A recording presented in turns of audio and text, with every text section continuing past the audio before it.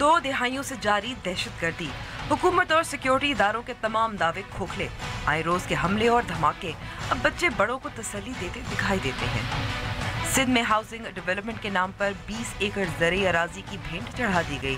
कब तक land mafia कानून से बालातर रहेगा? और खिलौनों से खेलकर करोड़ों कमाने वाला बच्चा। अस्सलाम वालेकुम and welcome to News Wise. मैं हूं अंबर शमसी। 16 दिसंबर और आर्मी पब्लिक स्कूल पर हमले की तीसरी बरसी के एक रोज़ बाद ही इतवार को क्वेटा के बेथल मेमोरियल मेथोडिस्ट चर्च पर दहशतगर्द हमला। 400 इबादत गुजार चर्च के अंदर 2 हमला आवर, 9 जाबहक और 50 से ज़ायद ज़ख्मी। पाकिस्तान की अक़लीती बिरादरी वैसे ही अपने आप को गैर महफूज तस्वर करती है और यह हमला क्रिसमस से एक हफ्ते कबल पेश आया, जबकि सिंध में गिरजा घरों के लिए सिक्योरिटी इंतजाम सख्त भी कर दिए गए हैं। हालत ये है कि अगर हम कुछ लोग कम मारे जाते हैं तो हम इसे एक फतह ही तस्वर करते हैं। बड़े हमले और ज़्यादा मुतासरीन की कोशिश को नाकाम तो बना दिया गया, लेकिन और इससे यही ज़ाहिर होता है कि हमारे सिक्योरिटी इदारों की दहशतगर्द हमलों से निमटने की सलाहियत बेहतर हो गई है, बढ़ गई है। लेकिन बलूचिस्तान में हमलों की शरह अब भी इतनी ज़्यादा क्यों है? मिसाल के तौर पर इस साल सिर्फ क्वेटा में ही 34 दहशतगर्द वाक़यात पेश आए, जिसमें बम हमले, अगवा, टारगेट किलिंग वगैरह शामिल हैं। इतवार के हमले की जिम्मेदारी दाइश ने कबूल की, जबकि आज काबुल में दाइश ने अफगान इंटेलिजेंस इदारे के मरकज़ पर हमले की भी जिम्मेदारी कबूल की है। प्रोग्राम में हम जायज़ा लेंगे कि बलूचिस्तान में क्यों दहशतगर्द वाक़यात पर काबू पाने में मुश्किल पेश आ रही है। और कराची का ज़िला मलीर, जहाँ की ज़रई ज़मीनें बरसों से शहर के मकीनों को सब्जियाँ और फल फराहम करने के ज़िम्मेदार होती हैं। जी हाँ, सिंध हुकूमत ने गरीब किसानों को लीज़ पर दी गई ज़मीन लीज़ कैंसिल करके हाउसिंग डेवलपमेंट के तहत DHA को अलॉट कर दी है। DHA सिटी, कराची और सिंध की बोर्ड ऑफ रेवेन्यू ने पहले 11,640 एकड़ और फिर 8,000 एकड़ की ज़मीन कानून और कीमत को नज़रअंदाज करते हुए तकसीम की है, जबकि DHA कराची की फ़ेज़ 8 और 7 एक्सटेंशन की 3,000 एकड़ ज़मीन गैर इस्तेमाल शुदा है। तो फिर मज़ीद ज़मीन किस काम की क्यों अलॉट की गई? शुरू करते हैं अपनी टॉप स्टोरी से।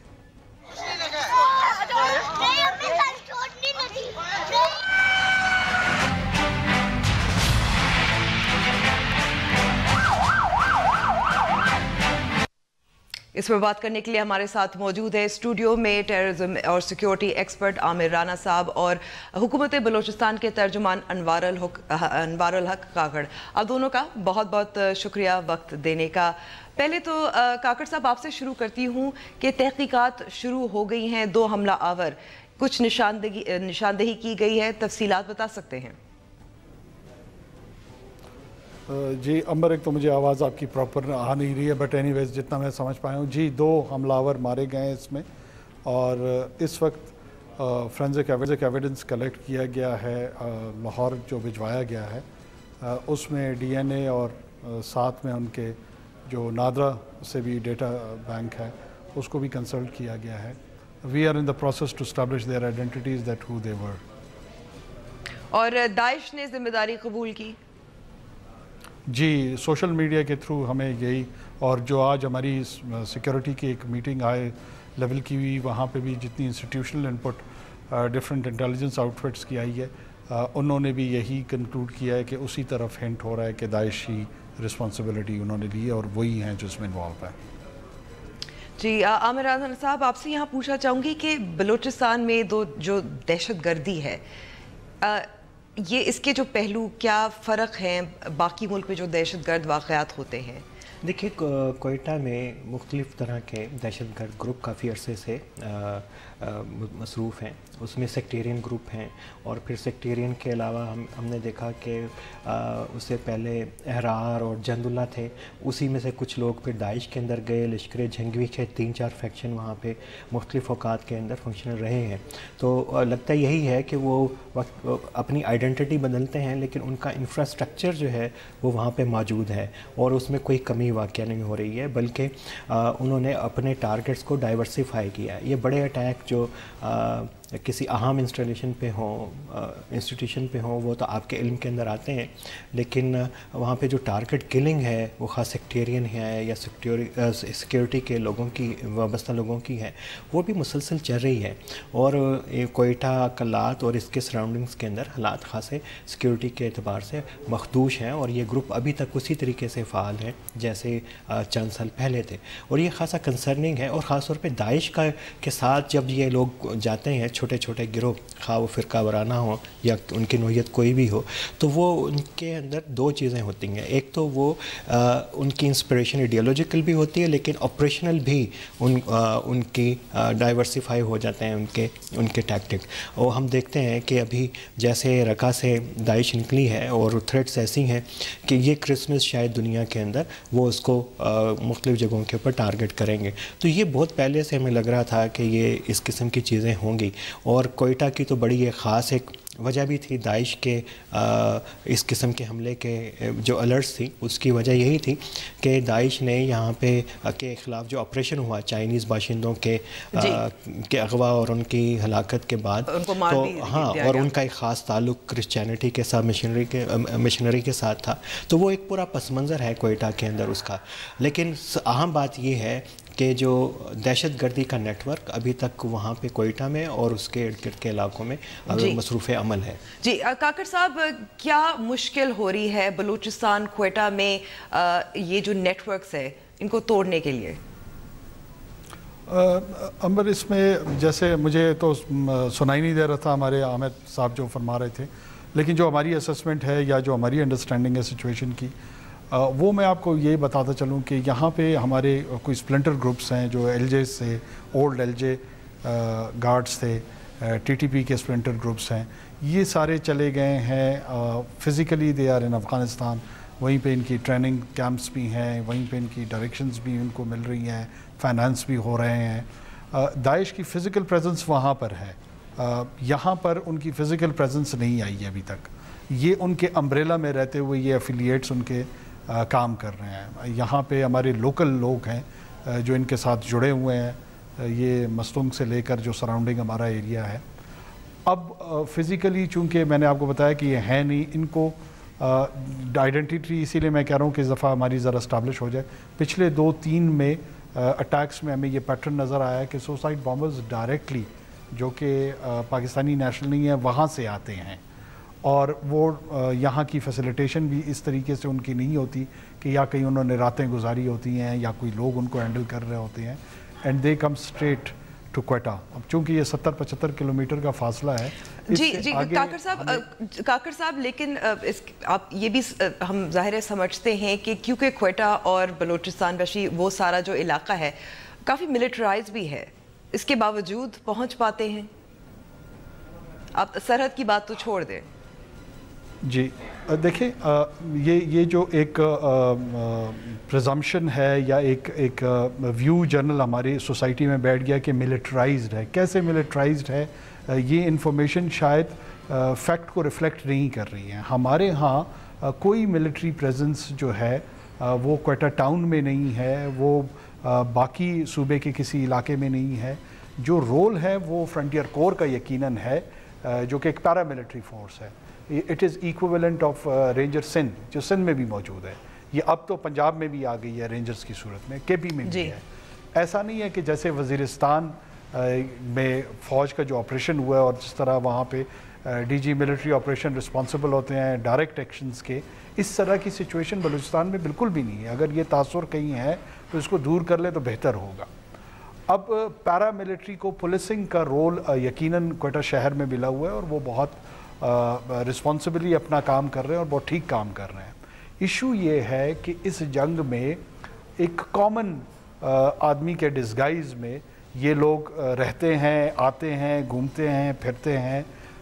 ये इतना आसानी है ये भूसे से सुई निकालने के मुतरादिफ है। इसमें जो बेस्ट अप्रोच है वो है ही यही कि आप इंटेलिजेंस बेस्ड, आपको पहले से इंफॉर्मेशन अवेलेबल हो, जिसके बहुत तो सारे काकर साहब को इससे पहले इंफॉर्मेशन थी। आमिर राना साहब जैसे कह रहे थे कि शक था, लेकिन कोई ऐसी ठोस वार्निंग, तंबी, इंटेलिजेंस रिपोर्ट? अब अंबर इसमें मैं फिर एक छोटी सी इनपुट यहाँ पे देखूंगा। देखिए हमारी इंटेलिजेंस आउटफिट में लोग कहते हैं कि जनाब ये क्या कह रहे हैं आप एक ऐसी इकॉनमी है जो $25 अरब एक्सपोर्ट कर रहा है, तो आपके पास कितना इकनॉमिक रिसोर्स है टू बाय द इंफॉर्मेशन आखिर आपको कैसे मिलती है? अक्रॉस द बॉर्डर कोई बंदा बैठा होगा, उसको कोई ना कोई इंसेंटिव भी आप देंगे, आप उसको फियर के तहत तो उससे इंफॉर्मेशन लेने से रहे। आपके बहुत कम रिसोर्सेज में अभी भी बड़ी क्वालिटेटिव इंफॉर्मेशन हमारे पास आ रही है। ये जो अभी वाक़या हुआ था इसमें भी हमारी लीड एजेंसी ने एक थ्रेट अलर्ट जारी किया हुआ था, और इस दफ़ा तो पहली मरतबा बड़े एतमाद के साथ लॉ इन्फोर्समेंट एजेंसीज़ को अप्रिशिएट कर रहे हैं जो कमाल उधर उस पुलिस के जवान ने किया है। ज़्यादा हलाकतें, ज़्यादा लोग मतलब बहुत बड़ी कैटास्ट्रॉफी से हमें बचाया, खुदा न ख्वास्ता। फिर उस लेडी कांस्टेबल ने, शी इज़ आवर हेरोइस, उसने जो कमाल किया है, जो दूसरा सुसाइड बॉम्बर था, बुनियादी तौर पे उसने क्या किया कि दरवाज़े को उसने अंदर से बंद कर दिया। ये जो दरवाज़ा को बंद करने का अमल था, ये जो उसने अपने सेंसेस को कंट्रोल में किया, और ये जो रिएक्शन टाइम में उसने जो अपना रिस्पॉन्स दिया, इस रिस्पॉन्स ने 400 बंदों की ज़िंदगी बचाई है। बचाइए। मैं आपको रोकूंगी काकर साहब, क्योंकि मैं चाहती हूँ आमिर राना साहब से एक सवाल करूँ, वक्त मेरे पास थोड़ा है।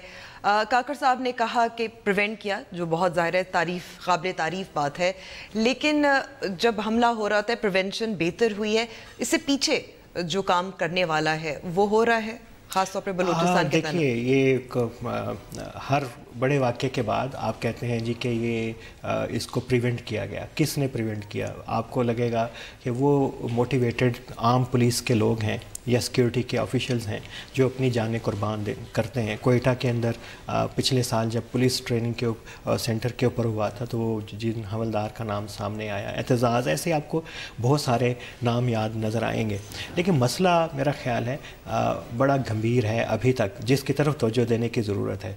पुलिसिंग कौन कर रहा है, इफ़ेक्टिव है नहीं है, ये अपनी जगह पे एक सवाल है, लेकिन जिस किस्म का ख़तरा दरपेश है उसके लिए एक हमें कोऑर्डिनेटेड एफर्ट चाहिए लॉ इन्फोर्समेंट एजेंसीज़ की।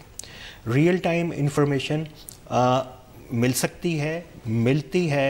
हमारे इदारों का सबसे बड़ा जो चैलेंज है वो यही है कि इंफॉर्मेशन को, डाटा को प्रोसेस करके और उसको एक्शनेबल बनाना। मेरा ख्याल है कि वसाइल की कमी है। वसाइल की इसके लिए कमी नहीं है, वसाइल मौजूद हैं। और आपको पता है कि नेक्टा के अंदर जो जॉइंट इंटेलिजेंस डायरेक्टरेट बनाया गया, जो अभी तक फंक्शनल नहीं हुआ है, जिसमें 34 इंटेलिजेंस एजेंसीज़ के एहलकार वहाँ पे बैठेंगे और ये तमाम प्रोसेस करेंगे, तो वो क्यों फंक्शनल नहीं हुआ?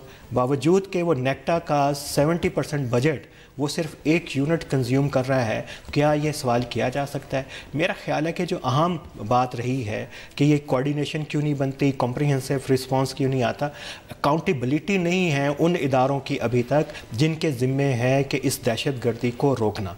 क्या हमें नहीं पता? अब आप चीज़ों को बाहर डालते हैं और एक्सटर्नलाइजेशन का फैक्टर अफगानिस्तान में भी है, इधर ही पूरे रीजन के अंदर है, लेकिन ये आपके सामने नहीं है कि सिंध काउंटर टेररिज्म डिपार्टमेंट मुसलसल चीख रहा है और उनकी रिपोर्ट ऑन द रिकॉर्ड है कि कहाँ पे बलूचिस्तान और सिंध की सरहद के ऊपर ये गिरोह इनके कैंप रहे हैं, और अब अगर वो कैंप खत्म हुए हैं तो रीलोकेट हुए हैं। लेकिन तो ये तमाम देखिए सपोर्ट नेटवर्क उनके मौजूद हैं। एग्जैक्टली, सपोर्ट नेटवर्क बहुत अहम इसमें पॉइंट आपका है। बहुत बहुत शुक्रिया आमिर साहब। और मुझे जो थोड़ी सी समझ आ रही है कि कहाँ पे कौन से कैंप मौजूद हैं। जारी रहेगा।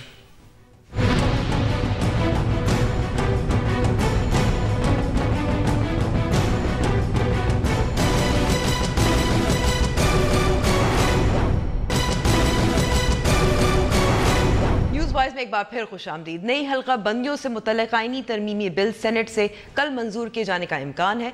शरह खानदगी और वोटर्स टर्नआउट के हवाले से बेहतर करार दिए जाने वाले ज़िला जेहलम के अवाम नई हल्का बंदियों के हवाले से क्या राय रखते हैं, जानते हैं हमारे नुमाइंदा खुसूसी फयाज राजा की इस रिपोर्ट में।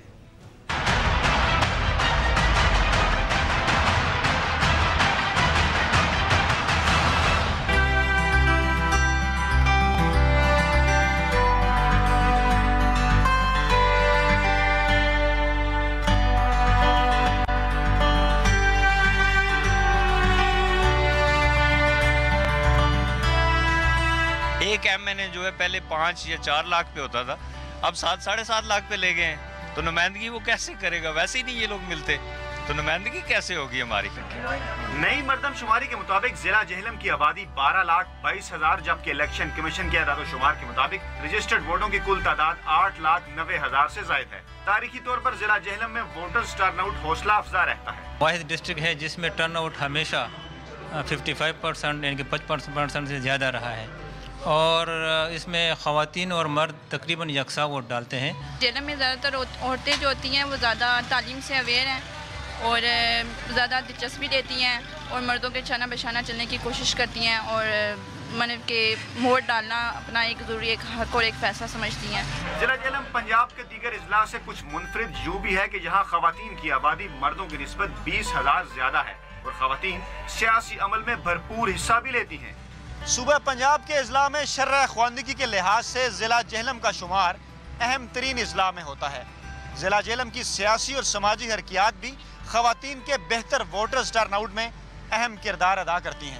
سیاسی طور پر بہتر آگاہی رکھنے کے باعث یہاں کے عوام نہ صرف حلقہ بندیوں جیسے پیچیدہ عمل کو سمجھتے ہیں بلکہ دیگر مسائل کا بھی برملا اظہار کرتے ہیں۔ ہماری جب حلقہ بندی کی گئی نا، یقین جانے کہ ہم ایسے بانٹے گئے کہ ایک گلی ایسے جا رہی ہے جو 13 نمبر یونیک ہوتل میں، اور ایک گلی کی اسی لائن میں جو 14 نمبر میں جا رہی ہے۔ ہم کہتے ہیں کہ ووٹر کو سہولت ہونی چاہیے۔ یہاں پہ بچیوں کے لیے ایک سینٹر ہونا چاہیے، جو گھروں میں لڑکیاں بیٹھتی ہیں تعلیم حاصل کرنے کے بعد وہ فارغ ہوتی ہیں، کوئی ایسے کام ہونے چاہیے کہ گھر بیٹھ کے وہ روزگار تلاش کریں۔ ضلع جہلم میں قومی اسمبلی کی 2 جبکہ صوبائی اسمبلی کی 4 نشستیں ہیں۔ بہتر عوامی نمائندگی کی روح کو سمجھنے والے سیاسی امیدوار اور عوام نئی حلقہ بندیوں میں شفافیت چاہتے ہیں۔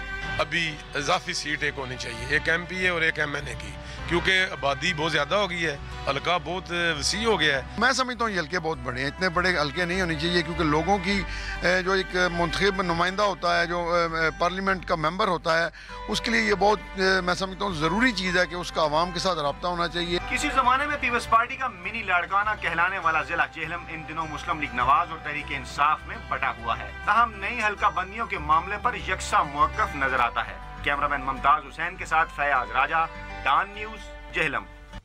اس پر بات کرنے کے لیے ہمارے ساتھ موجود ہیں پل ریٹ کے اہلکار احمد بلال محبوب۔ بہت بہت شکریہ احمد بلال محبوب صاحب ہمیں وقت دینے کا۔ سب سے پہلے سوال، کیا پاکستان میں جو حلقوں کا سائز ہے واقعی بہت زیادہ ہے، بہت بڑا ہے؟ دیکھیے یہ آئیڈیل تو نہیں ہے، لیکن دنیا میں بہت سے ممالک ایسے ہیں جہاں ہم سے بھی کہیں زیادہ بڑی کانسٹیچوئنسیز ہیں، کیونکہ آپ دیکھیے کہ اسمبلی کا سائز بہرحال ایک خاص تعداد سے بڑا نہیں ہو سکتا، کیونکہ اگر آپ 1000 لوگوں کی اسمبلی بنا دیں گے تو اس کا اجلاس کرنا اور اس اجلاس کو بامانی بنانا ویسے اجلاس میں ویسے بھی حاضری بہت مشکل رہتی ہے، حاضری بھی مشکل رہتی ہے۔ آپ ہندوستان میں دیکھ لیں تقریباً ایک حلقہ جو ہے وہ ایوریج کوئی 15 سے 20 لاکھ کے قریب وہاں پہ لوگ ہوتے ہیں، کیونکہ وہاں پہ بھی 500 کچھ لوگوں کی تعداد ہے اسمبلی کے اندر، لیکن آبادی ہم سے 4-5 گنا بڑی ہے، تو یہ بڑے تو ہیں لیکن مینج ہو سکتے ہیں، دنیا کے کئی ممالک میں ہوتے ہیں۔ اچھا، اب میرا اگلا جو سوال ہوگا وہ اس حوالے سے ہوگا، جو عمل رہا ہے حلقہ بندیوں کے حوالے سے وہ کیا شفاف رہا ہے؟ لیکن اس کا جواب احمد صاحب دیں گے۔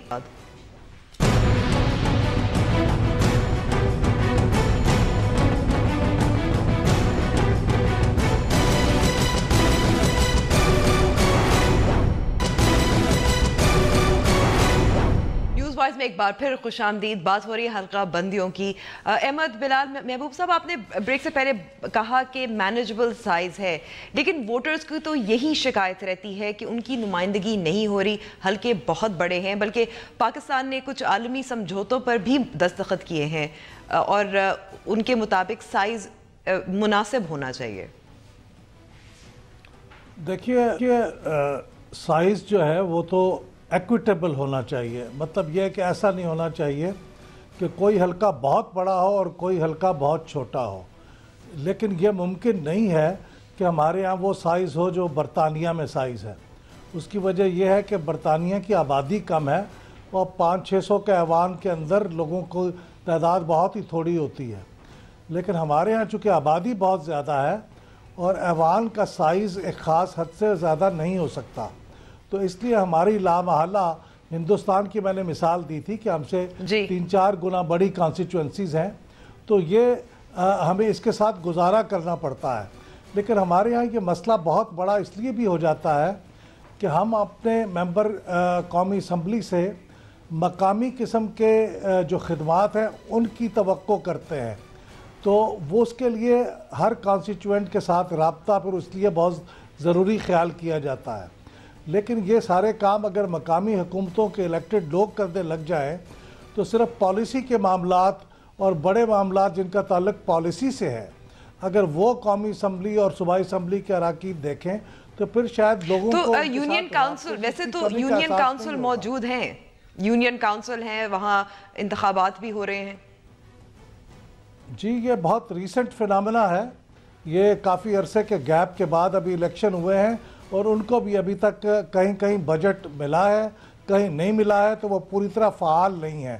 اگر وہ پورے فعال ہو جائیں اور ان کو بجٹ ملنے لگ جائے تو وہ مقامی حکومتوں کا بوجھ اپنے کندھوں پہ اٹھا لیں, تو پھر ہمارے قومی اور صوبائی اسمبلی کے ممبرز کے ساتھ جو شکایات لوگوں کو عموماً ہوتی ہیں کہ ان سے رابطہ نہیں ہوتا, وہ ذرا کم ہو جائیں گی, کیونکہ رابطے کی ضرورت بھی کم ہو جائے گی.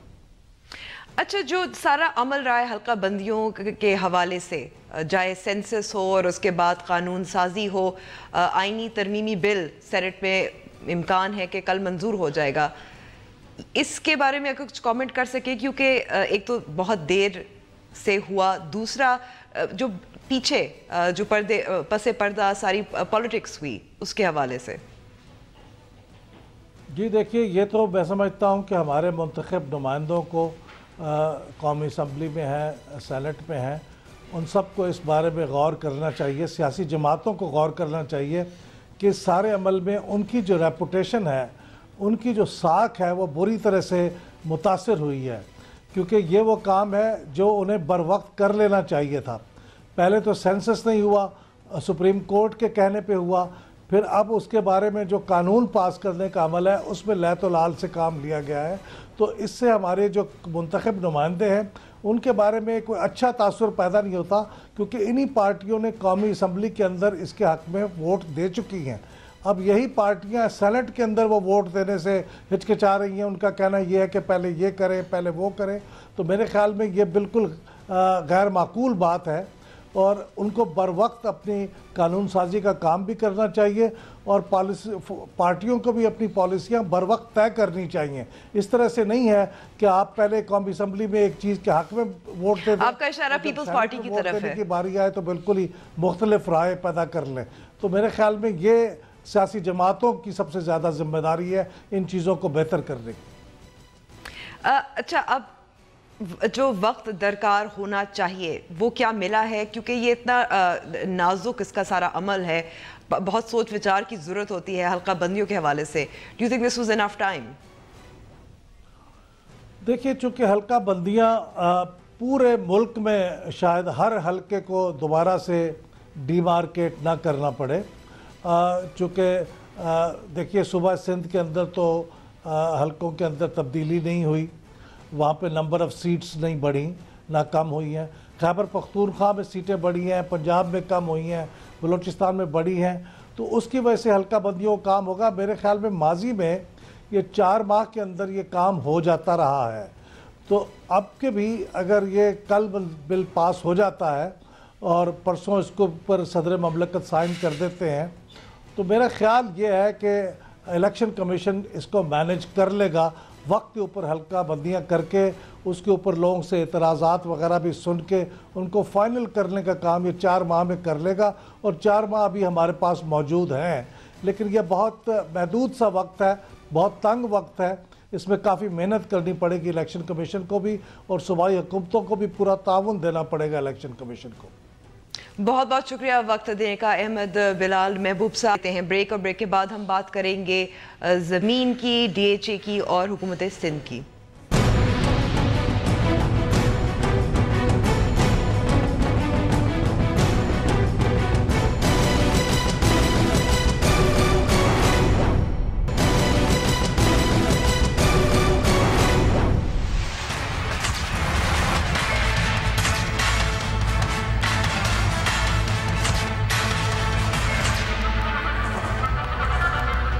कराची में हाउसिंग डेवलपमेंट के नाम पर 20 एकड़ अराजी DHA के हवाले कर दी गई है। ज़मीन या अराजी ज़रई थी और बहुत से गरीब किसानों का रोज़गार भी इससे वाबस्ता था। इस खबर के मुख्तलिफ पहलुओं पर बात करने के लिए हमारे साथ मौजूद हैं डॉन अखबार के नामा निगार फ़हीम ज़मान। बहुत बहुत शुक्रिया फ़हीम ज़मान साहब वक्त देने का। फ़हीम, पहले तो जो 20 एकड़ या 20,000 एकड़ ज़मीन है, गरीब किसान क्यों मुतासर हो रहे हैं? ये क्या जंग है? ये मसला सिर्फ गरीब किसानों का नहीं है। इस्लामाबाद में लोग कराची को जानते हैं, कराची वाले कोलाची को जानते हैं।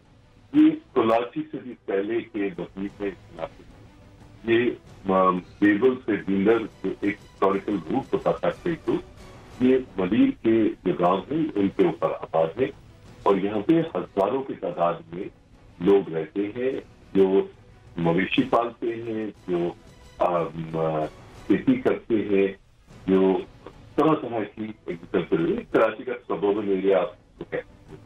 और ये बेचारे क्योंकि इनकी कोई सियासी आवाज नहीं है, इनकी सियासी आवाज है जैसे जब भी कोई बनता तो पार्टी बनती, पीपल्स पार्टी की हुकूमत है, पीपल्स पार्टी की हुकूमत जो है वो ये जमीन ठिकाने लगा रही है हाउसिंग स्कीम पे। अच्छा, तो जैसे आपकी आज डॉन अखबार में रिपोर्ट भी छपी है, इन्वेस्टिगेटिव रिपोर्ट, उसमें आपने मिसाल दी थी एक किसान है इब्राहिम के नाम से, उनकी थोड़ी सी बता सकते हैं कि उनके साथ क्या हुआ और द ब्रॉडर पिक्चर? देखिए, इब्राहिम काचेलो के आबा अजदाद वो इसी इलाके में रहते रहे हैं। अच्छा, यहाँ पर उनके गांव हैं, यहाँ पर उनका एक कुदरती हक है इस ज़मीन के ऊपर, क्योंकि वो सदियों से ये फैमिली यहाँ पर आबाद हैं। इब्राहिम काचेलो एक दिन अपना कोई चेकअप वगैरह कराने के लिए शहर की तरफ गए हुए थे, वापस आए तो पता लगा उनकी ज़मीन के आसपास जो है DHA के मार्कर्स लग रहे हैं। उसके ऊपर जो है पहले बहस मुबाहिसा हुआ, फिर झगड़ा हुआ, और जब हम लोग इब्राहिम काचेलो के पास गए, हमने कहा वो तो आप खुद कह रहे हो कि उनकी वो जो मार्कर्स हैं आपकी ज़मीन के बाहर या आपकी ज़मीन के चारों तरफ लग रहे थे, आपकी ज़मीन पे तो नहीं लग रहे थे। उनका मसला ये है कि ये बारानी ज़मीनें हैं, यहाँ पर नदी नालों का पानी, बारिशों में पानी आता है। अगर यहाँ पर हाउसिंग स्कीम या इन नदी नालों को बंद कर दिया गया तो जो बारिशों के मौसम में पानी आता है या बारिशें जो हैं इनके अंडरग्राउंड जो एक्वाफर्स हैं, कुएं हैं, उनको रिचार्ज करते हैं, जिस पे वो 12 महीने अपनी रोज़ी वो करते हैं, वो सब ख़त्म हो जाएगा। तो मसला सिर्फ़ और सिर्फ किसी एक 5-10 हज़ार एकड़ ज़मीन, किसी को 20,000 एकड़ ज़मीन दे देने का मसला नहीं है। ये कोई 5-5.5 लाख एकड़ ज़मीन जहाँ पर मलीर के या कराची के इंडिजिनस यानी कि जो हमेशा से लोग रहते थे, उनका मसला है। अच्छा, और एक और जैसे आपकी रिपोर्ट में भी बताया गया कि जो लीज कैंसिल की गई या अलॉट किया गया ज़मीन जो दी गई थी DHA को, इसमें रूल्स और प्रोसीजर्स या कानून उसकी खिलाफ वर्जी की गई, उसमें जो ज़मीन की कीमत थी वो भी बहुत कम थी। देखिए, मैं लेट मी एक्सप्लेन। देखिए, जो लोग किसी ज़मीन पे रहते हैं और वहाँ पर काम करते हैं, उस सदियों से रहते हैं, उनके कुछ कुदरती हकूक़ होते हैं। अच्छा, उन कुदरती हकूक़ के बाद यहाँ पर जो है आबादगार वो हैं, एसोसिएशंस हैं, गांव के लोग उनके मेंबर बन के उनको सरकारी ज़मीनें काश्त के लिए 30 साल लीज़ के ऊपर दी जाती हैं। और ये कॉलोनाइजेशन एक्ट है 1912 का, अंग्रेज़ के ज़माने का, उसके तहत ये ज़मीनें दी जाती हैं। अच्छा, वो ज़मीनें टेम्प्रेरी एक तरह की लीज़ होती है, मगर और सरकार कभी भी उनको मनसूख कर सकती है और ले सकती है, मगर मनसूख करने के लिए और वापस लेने के लिए 2 बुनियादी चीज़ें दरकार हैं। एक तो ये कि उन्होंने जो टर्म ऑफ लीज थी उसको वायलेट किया हो, यानी उनको खेती के लिए या मुर्गी खाने के लिए या उसके लिए दिया गया, वो उसकी जगह कोई और काम करना शुरू कर दे। दूसरी चीज़ ये है कि वो आबियाना ना दे रहे हों, ज़मीन का रेंट नहीं दे रहे हों। अच्छा, तीसरी चीज़ जो सबसे अहम है, आप बग़ैर नोटिस के लोगों की लीजेस कैंसिल नहीं कर सकते। اور وہ بغیر نوٹس کے آپ لیزز کینسل کرتے ہو, اور صرف لیزز کینسل نہیں کرتے ہو, آپ بالکل غیر مقامی لوگوں کو جو ہے, جو چاہے ڈی ایچ اے ہو, چاہے بیریا ٹاؤن ہو, چاہے دوسری فضائیہ, آپ ان اداروں کو وہ زمینیں بانٹ دیتے ہو. تو یہ بنیادی طور پہ پاکستانیوں کے بنیادی حقوق کے اوپر جو ہے شبخون ماننا ہے. اور دیکھیں پاکستانی صرف میں اور آپ نہیں ہیں, وہ لوگ جو ملیر میں دیہات میں رہتے ہیں, گاؤں میں رہتے ہیں, جن کے پاس نہ بجلی ہے, نہ پانی ہے, نہ گیس ہے, وہ بھی پاکستانی ہیں. تو ہمیں صرف جو ہے پاکستانیوں کے بالعموم, اور اس کیس میں تو جا بجا وائلیشنز ہیں اور قوانین کی وائلیشنز ہیں. انڈیجنس رائٹس کے کنونشنز ہیں جو کہ یونائٹڈ نیشن کے کنونشنز ہیں, ان کو پاکستان بحیثیت ریاست ان کا سگنیٹوری ہے. تو آپ ان چیزوں کو وائلیٹ نہیں کر سکتے, اور صرف اس لیے وائلیٹ کر رہے ہو کیونکہ وہ کمزور ہیں, آپ بہت طاقتور ہو. جی بہت بہت شکریہ اپنی سٹوری کے بارے میں بتانے کا. ہمیں وقت کا فہیم نیوز وائز کا وقت ختم ہوا ہے. امید کرتی ہوں پروگرام آپ کو پسند آیا ہوگا. ہم سے رابطہ کرنا چاہیں تو ہمارا فیس بک پیج اور ٹویٹر ہینڈل حاضر ہے. مجھے اب اجازت دیجیے. خدا حافظ.